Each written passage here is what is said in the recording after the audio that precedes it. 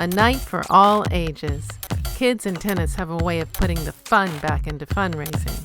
And the legacy of Arthur Ashe has a way of keeping kids into tennis. Tonight's theme, Beyond the Baseline. What a wonderful metaphor for sports and tennis and the life skills that the game teaches. It goes beyond the baseline, literally. Number 8. In 1968, Arthur Ashe was the first African American to win the U.S. Open. A year later, he co-founded the National Junior Tennis League. Now it's called National Junior Tennis and Learning, promoting the very same values that Ashe stood for all his life.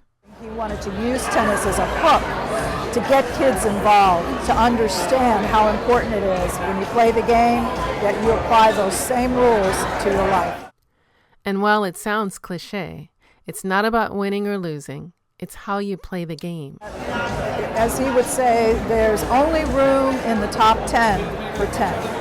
So if you can learn to play tennis well enough to get a college scholarship, then that will have facilitated a chance of a lifetime for you. Not everyone is going to get to the pros. And Arthur Ashe was one of the rare players who did. By 1969, he was ranked number 1 in the world. 2 championship points for Arthur Ashe. That's it! And he's done it. He really has done it. He caused a major upset when he beat Jimmy Connors at Wimbledon. Born in 1943, Ashe was on the court by the time he was 6. He caught the eye of Dr. Robert Johnson, trainer to tennis great Althea Gibson, and by the time Ashe was 18, he had 2 national junior indoor titles under his belt. Ashe won a full scholarship to UCLA and was the first black to play on the U.S. Davis Cup team. He fought for equality on and off the tennis court. When he was denied access to exclusive tennis clubs, he fought racism. When he was denied a visa to South Africa, he fought apartheid. And in 1988, when Ashe contracted a new disease called AIDS through a blood transfusion, he fought for AIDS awareness.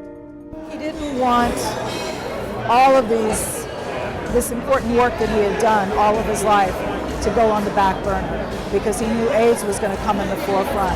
It took him a while to make that decision and eventually devoted his life through the Arthur Ashe Foundation for the Defeat of AIDS, which is now still continued as an endowment. Arthur Ashe died in 1993.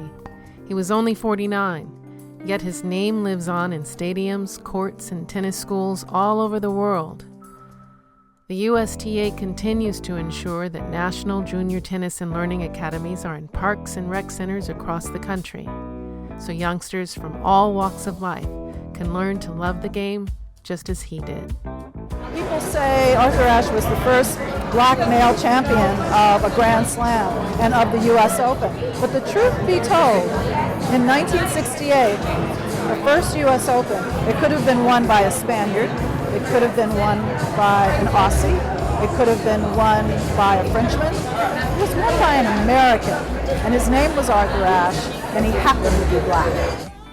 Check out the National Junior Tennis and Learning chapter in your area and become part of Arthur Ashe's legacy, or email them at njtl@usta.com.